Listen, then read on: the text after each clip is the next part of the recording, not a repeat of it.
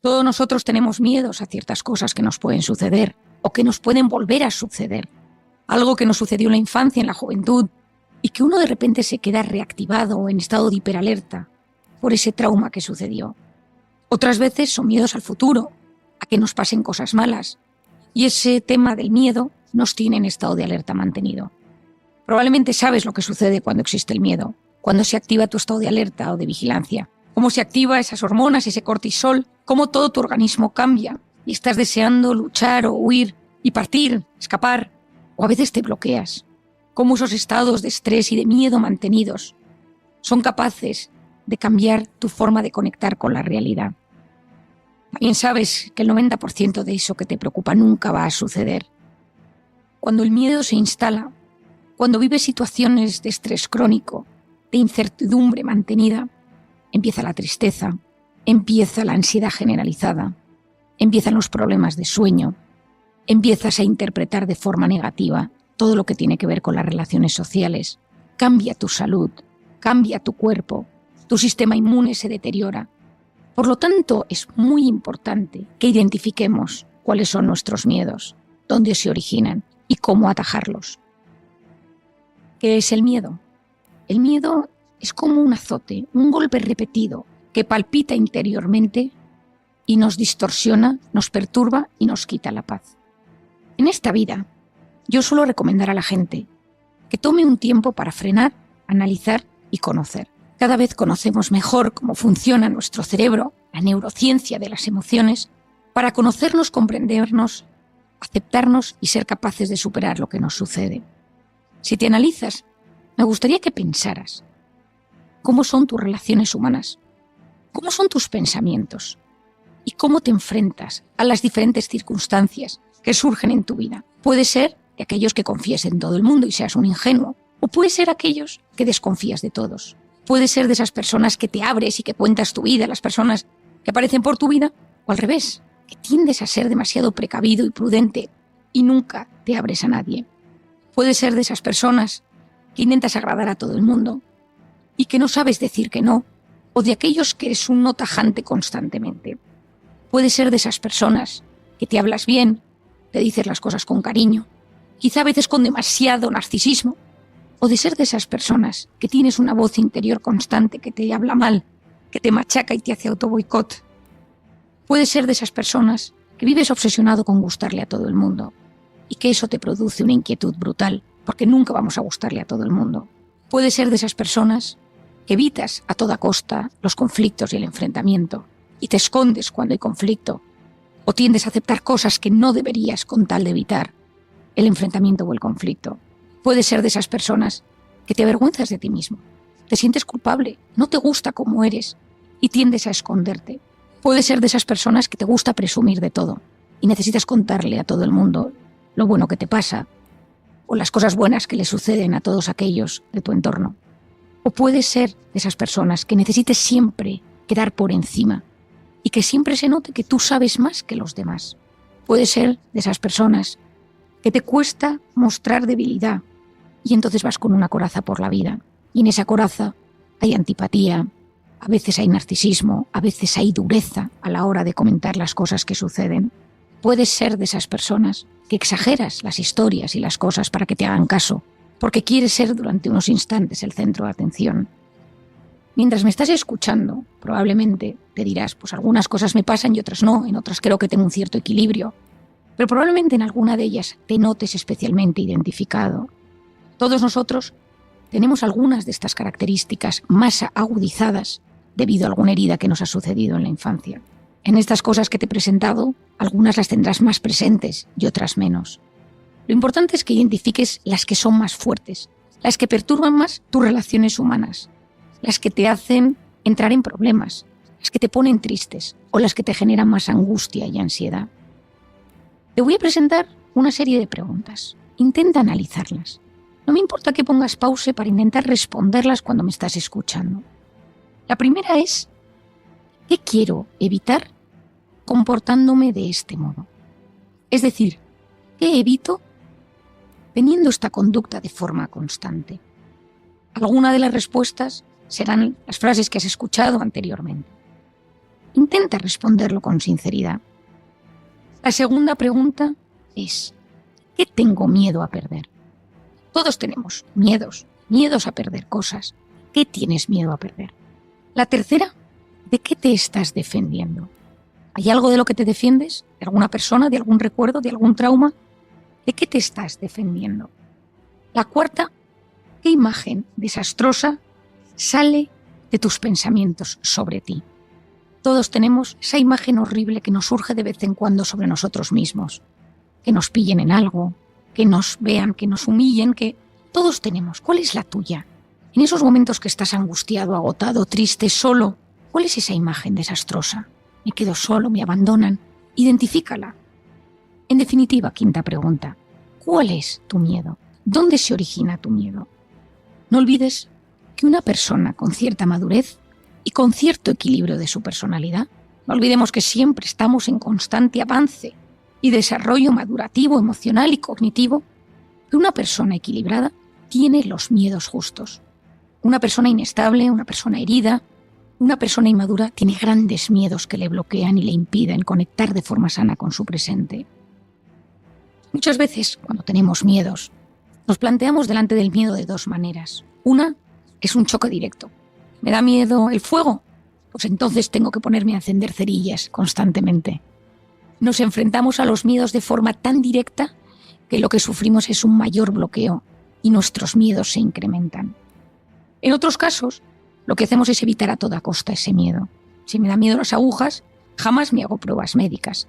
Si me da miedo las alturas, no subo jamás en un ascensor a un edificio alto. Si me da miedo volar, no cojo un avión. Si me da miedo hablar en público, dejo de hablar en público, cualquier cosa que tenga que ver con ello. Y uno se autodefiende diciendo, si es que a todo el mundo le pasa algún miedo, mucho mejor dejar y evitarlo a enfrentarme a ello y sufrir más. La clave es identificarlo, intentar entender si hay un origen. Y cuando uno tiene ese origen, intentar sanarlo. A veces hay que hacer una aproximación progresiva, uno lo puede hacer solo, pero otras veces es necesario un profesional que te ayude a erradicar los miedos. Hay miedos directos que uno sabe ponerle nombre y apellido, hay miedos difusos, donde uno nota que son circunstancias sociales, personales, afectivas, mucho más difíciles de identificar en forma de palabras y de describirlo de forma clara. ¿Cuál es el problema del miedo? El miedo lo que hace es que no interpretas la realidad como es. Cuando uno tiene miedo, cuando uno está en modo alerta, en modo supervivencia, en modo incertidumbre, la realidad la interpretas de otra manera. Ves la realidad como algo sin solución. Nadie me entiende, esto no se va a solucionar nunca, no hay esperanza. Esto es algo muy típico y se ve muchas veces en consulta. Uno ve la realidad de forma mucho más radical, polarizada, extremista. Uno está mucho más intenso, dramático. Esto forma parte de vivir con miedo. A uno le cuesta mucho distinguir lo accesorio, lo fundamental, lo que puede posponer. Cuando uno tiene miedo, la corteza prefrontal, esa famosa corteza prefrontal, funciona peor. Cuando uno está en modo supervivencia, la corteza prefrontal, que es la que nos ayuda a pensar, a dilucidar, a posponer la recompensa, a planificar, esa se bloquea. Y por lo tanto, uno razona peor. Uno no distingue lo accesorio de lo fundamental. Uno no sabe dónde encontrar la verdad de las cosas y sufre mucho más porque entra en modo instintivo. Cuando uno vive con miedo, con incertidumbre, los pensamientos negativos, obsesivos, rumiativos se instalan en nuestra mente. Y parece que somos incapaces de ilusionarnos, somos incapaces de hablar de cosas que nos alegren la vida. Cuando uno tiene miedo, esa interpretación de las cosas afecta a cómo nos relacionamos con los demás. Porque cuando nosotros nos hablamos desde el miedo, interpretamos que las personas nos están hablando mal. Esto es curiosísimo, son estudios publicados hace poco tiempo. Cuando uno tiene una voz constantemente negativa, que tiene que ver con el miedo, con el estrés, con la ansiedad, con la incertidumbre, uno percibe que las personas le tratan peor. Haz un análisis si últimamente consideras que la gente en tu entorno no te trata como te gustaría. Piensa si tú estás pasando un proceso negativo, si te has instalado en el miedo, en la incertidumbre, si estás atravesando un momento de gran angustia o de ansiedad. Y así entenderás que tu interpretación no está siendo la adecuada. A lo largo de los últimos años he leído mucho sobre la ansiedad, sobre el miedo. He investigado a escritores y divulgadores de todo tipo hablar sobre estos temas. Me interesa muchísimo saber cómo el miedo impacta en nuestro sistema inmune, en nuestra psicología, en nuestras relaciones humanas, en nuestros telómeros. Leí hace poco un libro de Rossini que también hablaba de estos miedos. ¿Cuáles son los 5 principales miedos que existen? Para mí existen 5 grandes miedos. El primero es el miedo a causar decepción. El miedo a decepcionar a las personas que están cerca de nosotros. Esto puede venir porque hemos vivido una biografía, una infancia marcada por los conflictos. Y yo decido ser complaciente y adaptarme y ser siempre buena persona, buen chico, buena chica para no generar más problemas. También suele haber habido una historia de críticas con mucha dureza, donde me quieren si me porto bien, donde se ha sufrido mucha frialdad y mucho rechazo. Y entonces yo no quiero decepcionar a nadie. Y lo que intento es constantemente complacer a las personas de mi entorno, intentar que estén contentos con mi comportamiento. Por otro lado, otro miedo es el miedo a perder el control. Entonces soy una persona muy posesiva, muy controladora, muy perfeccionista, muy rígida. Puedo incluso desarrollar un trastorno obsesivo compulsivo. Tengo siempre el freno de mano puesto. Me obsesiona mi seguridad, la de los míos. Y me cuesta confiar en las personas porque creo que nadie controla las situaciones como yo. Puede haberte sucedido que te ha manipulado en algún momento, donde te hicieron daño, abusaron de ti, y en un momento donde tú bajaste la guardia, te hicieron mucho daño. Y por lo tanto, tú quieres tener el control de todo para que nada te pase. También puede suceder que en la infancia hayas vivido con muchísima pobreza y precariedad, y entonces no quieres volver a una situación así de incierta, y te vuelves alguien muy controlador, para que siempre haya lo que tú necesitas para la supervivencia. El miedo a perder el control es agotador, te pone constantemente en estado de alerta, te impide disfrutar de la vida, te impide disfrutar de las pequeñas alegrías. Nunca nada es suficiente. Y el estado de alerta hace que tu cerebro no sea capaz de captar las pequeñas y grandes alegrías que surgen en el día a día. Otro miedo importante es el miedo a no ser perfecto. Esto me interesa muchísimo porque me impresiona que esto sea así. Pero las redes sociales han tenido un enorme impacto. La gente sube fotos perfectas con filtros. Y entonces, yo lo he contado alguna vez, una ocasión pacientes que han acudido a mi consulta, que te cuentan cómo las fotos que suben a sus redes sociales están todas filtradas, manipuladas, para aparentar una perfección que luego no existe. El perfeccionista es el eterno insatisfecho. Nunca nada está a la altura de lo que uno quiere. Una de las cosas que nos perjudica profundamente con el perfeccionismo y con el miedo a ser perfecto es que siempre vamos a fallar, porque no existe nadie perfecto, no existe nada que sea constantemente y crónicamente perfecto, y vamos a caer, y esas caídas duelen muchísimo. Uno de los temas que más nos hacen sufrir con las redes sociales es que siempre nos muestran algo a lo que compararnos. Es decir, lo digo con otras palabras, si hay algo que nos hace profundamente infelices en esta vida, es el compararnos constantemente con las personas. Las redes sociales son un espejo comparativo.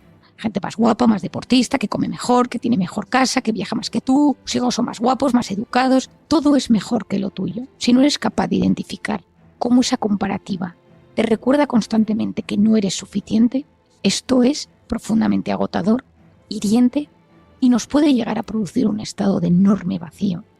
A veces ese miedo a no ser perfecto viene que te han comparado toda tu infancia. Tu hermano era más listo, este primo.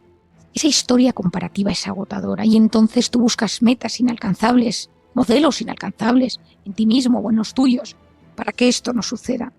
Y tú tienes la sensación de que siempre se te está juzgando, se te está valorando desde un plano de la perfección. Ese miedo a no ser perfecto produce un daño enorme en nuestro espíritu, en nuestro alma, en nuestra mente y nos lleva a un estado de enorme insatisfacción vital. El cuarto es un miedo a no ser importante. Esto es clave. Este miedo es clave. Aquí lo que surge es una infancia donde a alguien se le ha abandonado, se le ha rechazado, se le ha humillado, se le ha descuidado, se le ha denigrado, se le ha dejado aparte, donde esa persona no se le ha querido. Ese sentirse excluido tiene un impacto terrible en nuestra mente, en nuestro cuerpo y en nuestra conducta. Aquí, ¿qué pasa? Que tengo que complacer a todos, tengo que gustar, manipulo los relatos. Quiero que siempre la gente piense que yo tengo algo interesante que decir, que puedo ser el centro de atención. Yo decido lo que digo, cómo lo digo, para que la gente perciba en mí algo. En el fondo lo que estoy intentando recibir son migajas de afecto, que no dejen de quererme. Esos microabandonos, esos momentos donde no soy importante, donde siento que me dejan, sufro muchísimo. El miedo a no ser importante en una sociedad que muchas veces va a lo suyo, individualista, egoísta, hace mucho daño. Hay gente en consulta con este miedo que me dice: Marian, es que me siento muy solo, muy sola, nadie me hace caso. Y hago todo lo posible por que la gente me perciba. Y a veces me invento historias, cuento, narro, relato cosas que no me han sucedido. Pero quiero que la gente me haga caso. Mucho cuidado con este miedo, con este dolor que nos perjudica y nos hunde. Y finalmente el miedo a sufrir. El miedo a sufrir es terrible, pero todos sufrimos. La vida es una gran batalla. No conozco a nadie que no esté librando una batalla en un tema de su vida. No conozco a nadie que no sufra por algo que le perturba profundamente. No conozco a nadie que no tenga algo que le preocupa enormemente. A veces son macro batallas, otras veces son micro batallas. El más rico, el más guapo, el más estupendo, el más conocido. Todos tenemos cosas que nos preocupan, heridas sin resolver, miedos de futuro, de presente, de pasado, que no acaban de solucionarse. ¿Qué pasa cuando yo no quiero sufrir? Cuando yo me resisto a sufrir, busco vías de escape. Cuando yo noto que voy a sentir soledad, me voy a sentir mal, me voy a sentir angustiado, me vado en las redes sociales, en Tinder, en comida rápida, el tipo de comida inflamatoria, en el alcohol. Busco vías de escape que palíen ese miedo a sufrir. A veces esas historias, esos miedos a sufrir vienen de historias de gran sufrimiento, donde uno se ha visto muy mal, donde uno se ha hundido porque le han hecho muchísimo daño y no quiere volver a sufrir. El haber sufrido y no haberlo sabido integrar en nuestra mente de forma adecuada produce un estado de hiperalerta donde uno realmente sufre con el simple pensamiento de saber que puede existir otro sufrimiento. En consulta hay gente que me dice: Marian, yo ya he sufrido tanto que yo ya tengo mi cupo de sufrimiento, no volvería a sufrir. Me han pasado tal cantidad de cosas malas. Me cuesta a veces decirles con suavidad que llegarán otras, pero que en el interín, en el tiempo intermedio, hay que recuperarse para que cuando lleguen esos sufrimientos tengamos las herramientas necesarias para sufrir.